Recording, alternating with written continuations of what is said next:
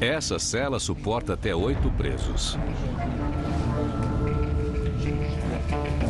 Jock Paul Freeman é um deles. O australiano estava fazendo um mochilão pela Europa quando, em uma noite fatídica nas ruas da Bulgária, ele tentou ajudar uma pessoa. Jock diz que tentou ajudar um cigano que foi atacado por neonazistas. Eles estavam batendo no cara porque ele era negro, então eu fui defender esse cara e aí eles me atacaram. Eram uns 15 caras, mais ou menos. Eu puxei uma faca e segurei acima da minha cabeça, gritando com eles para me deixarem em paz, e eles continuaram me atacando até que me fizeram desmaiar. Depois de uns 10 minutos, um dos neonazistas foi morto. Aí eu fui condenado por esse assassinato. Além de eu não lembrar se foi eu quem matou esse neonazista ou não, isso nunca foi comprovado ou confirmado por ninguém. A versão de Jock não foi confirmada, mas se for verdade, o destino foi cruel. De acordo com Jock, os presos da penitenciária central são espancados pelos guardas com frequência. São horas e horas de violência. São 10 guardas, 15 guardas ou 20 guardas batendo em um dos presos. Eles são separados dos outros presos, normalmente, então depois de espancá-los, eles mantêm os caras em celas separadas, tentam isolá-los de qualquer ajuda dos advogados. O Comitê Antitortura da União Europeia já exigiu diversas vezes que a Bulgária previna a violência e arbitrariedade contra seus presos. De acordo com Jock, os maus-tratos e os abusos continuam. 40 guardas foram correndo para dentro dessa cela, a cela número 11, e começaram a espancar todo mundo lá dentro, e os caras estavam deitados na cama, eles estavam dormindo. Os guardas entraram e começaram a bater neles com cacetetes, com as botas, e batendo e socando a cara deles. Muitos detentos disseram ter sido severamente espancados nesse dia, em julho de 2014. Desesperados, alguns presos tiraram essas fotos em segredo. E com a ajuda da Associação de Prisioneiros da Bulgária, as fotos foram postadas na internet e elas circularam nas redes sociais.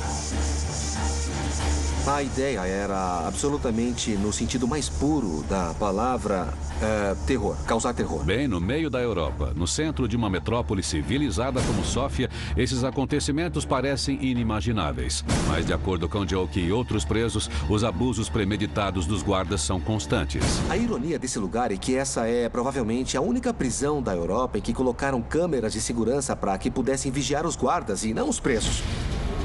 A Organização pelos Direitos Humanos Bulgarian Helsinki Committee alegou que em 2015, só na penitenciária central de Sófia, 2 casos de abuso contra os presos por parte dos guardas vieram a público. Em um desses casos, vários agentes espancaram os presos, mesmo sem eles estarem resistindo às ordens. A lei diz que os guardas podem usar da força para controlar a prisão e o jeito que eles interpretam é esse. Podemos usar a força para aterrorizar a prisão e vamos controlar os presos pelo medo. É por isso que essa prisão é tão complicada.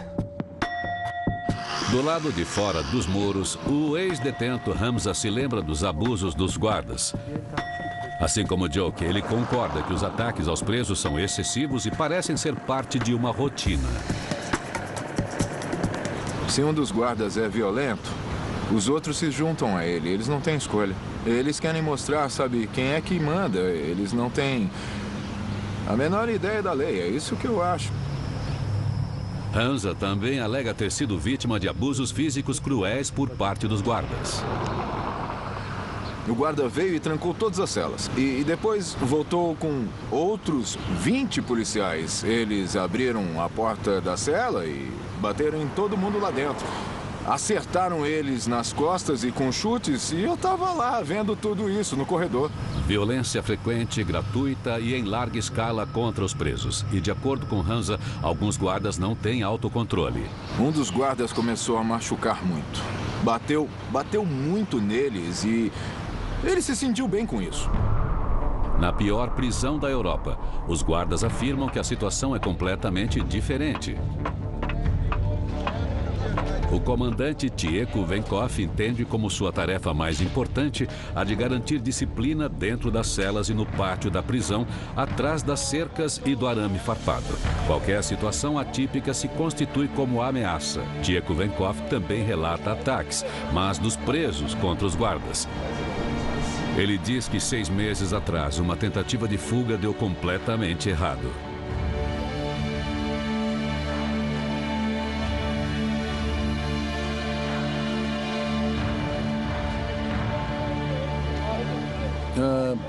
durante uma inspeção das celas que faz parte da rotina da prisão, um preso que era ocupante da cela número 12 simplesmente atacou um dos guardas com muita violência. O preso conseguiu vencer o guarda no meio do confronto e então tentou escapar da prisão, deixando o guarda no chão. Durante a discussão, ele golpeou o guarda com facadas, fez cortes no braço e no ombro esquerdo. Foram ferimentos horríveis. O guarda perdeu muito sangue, muito. O detento foi para a solitária. Em Sófia, guardas e presos parecem disputar uma espécie de guerra que já dura anos. Mas desde que o novo diretor assumiu a penitenciária central de Sófia, as punições para os abusos dos guardas vêm sendo consideráveis e os presos confirmam. Mas, de acordo com os guardas, a maioria dos casos de conflito parte dos presos, especialmente durante os 90 minutos diários no pátio. Venkov diz que esses 90 minutos são a principal fonte de perigo em potencial, motivo pelo qual os presos são separados por grades. Essa é a área mais perigosa da prisão.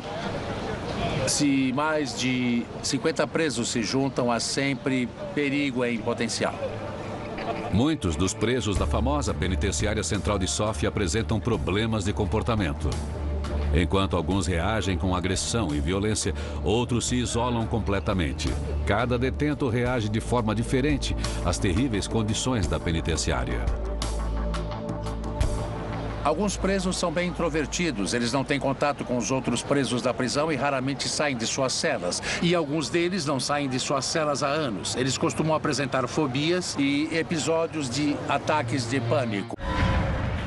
Para alguém sobreviver nessa casa de horrores, não pode demonstrar medo. Do contrário, viver atrás dos muros depredados da prisão mais famosa da Bulgária rapidamente se torna um inferno. O preso Stanislav sabe o que isso significa. O reincidente pertence ao grupo dos durões. Ele conhece a penitenciária central de Sófia e sua dura hierarquia como a palma de sua mão. Atualmente, Stanislav, de 39 anos, está cumprindo uma pena de 15 anos por roubo seguido de morte e ainda tem mais 3 anos pela frente. Os 12 anos que ele cumpriu até agora o transformaram em um homem solitário e em um alvo para o ódio dos outros presos. Por isso, Stanislav não participa dos 90 minutos coletivos no pátio. Ele é considerado instável e tem problemas comportamentais.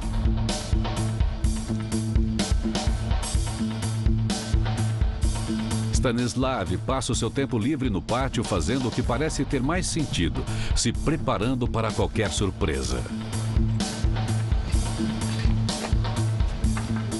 Estamos de olho. Qualquer coisa, entramos no pátio.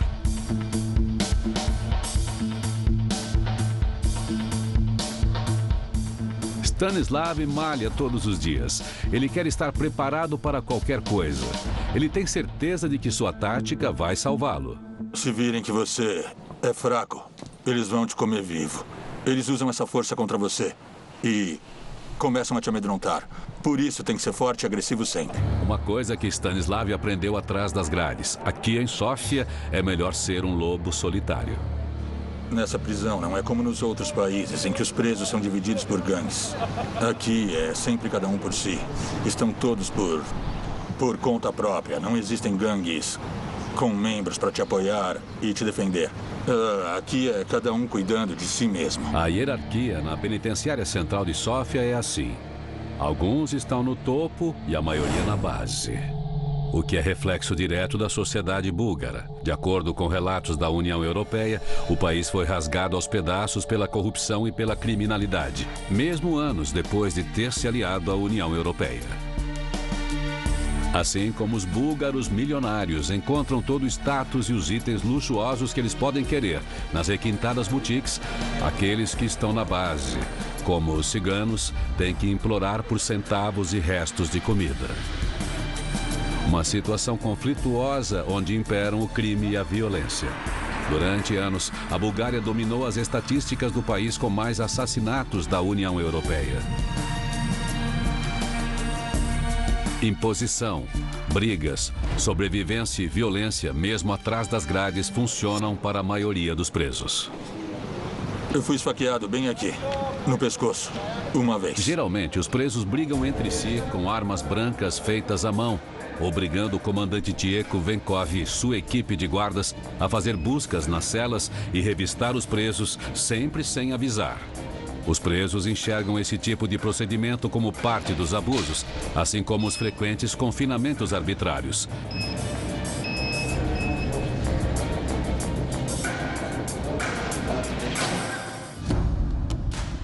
As intervenções bem-sucedidas dos guardas reforçam seus métodos. Frequentemente, eles encontram contrabandos durante as buscas, como tacos e bastões.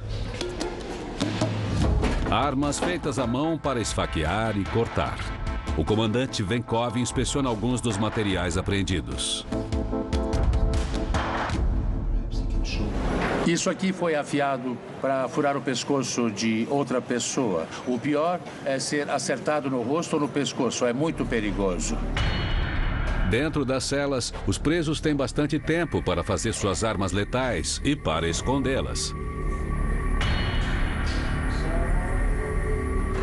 Observe esse armário, por exemplo. É um lugar relativamente seguro para esconder não só armas, mas telefones celulares ou drogas. Aqui no fundo tem uma divisória que foi colocada paralelamente a essa aqui. A gaveta verdadeira termina aqui, mas os presos colocam outra parte escondida para criar um fundo falso. Se os guardas vasculharem o armário, vão ver só esse primeiro compartimento. O fundo falso que eles criaram continua escondido. Sem ninguém conseguir ver, os presos escondem todo tipo de coisas ilegais aqui. Foi por isso que nós confiscamos.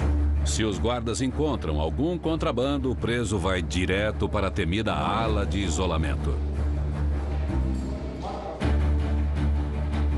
Os presos desaparecem por trás dessas grades enferrujadas.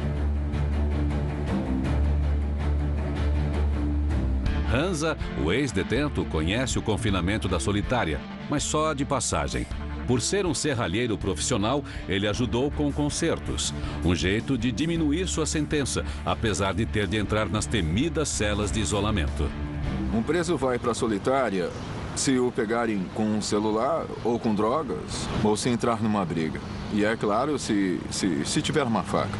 E aí ele vai direto para a solitária. Então, ele fica na solitária entre 7 e 14 dias. Uma sentença de 7 a 14 dias de isolamento se um preso for pego.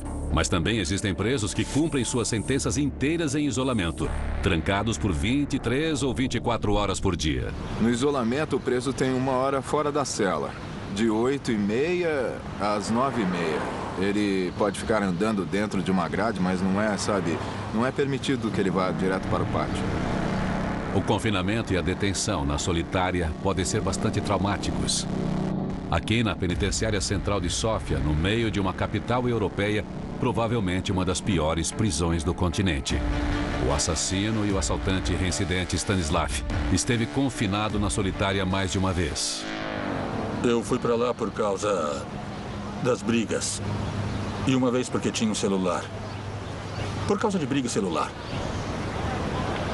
E uma vez eles implantaram drogas nas minhas coisas. Alguém colocou no meu bolso.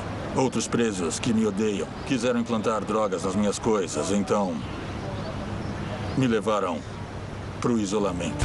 Assim como as próprias celas, os corredores também não permitem a entrada da luz do dia e são completamente fechados. E se por acaso tiver alguma companhia, costuma ser bem dura. As celas de isolamento ficam na mesma ala em que estão os presos que cumprem prisão perpétua. Para quem não está aqui por assassinato, mas se vê no meio de assassinos, isso mexe com a cabeça. Pouquíssimos presos conseguem lidar com esse ambiente. É complicado. Muitos deles cortam os pulsos ou acabam se enforcando. Alguns preferem morrer do que ficar o tempo todo no isolamento. Até Stanislav, um dos mais resistentes daqui, apelou para medidas desesperadas. Eu estava no isolamento há muito tempo. Então eu comecei a me cortar aqui no braço e depois na barriga, só para ver se eu conseguia sair de lá. Eu tentei. Custou bem caro, mas para Stanislav valeu a pena.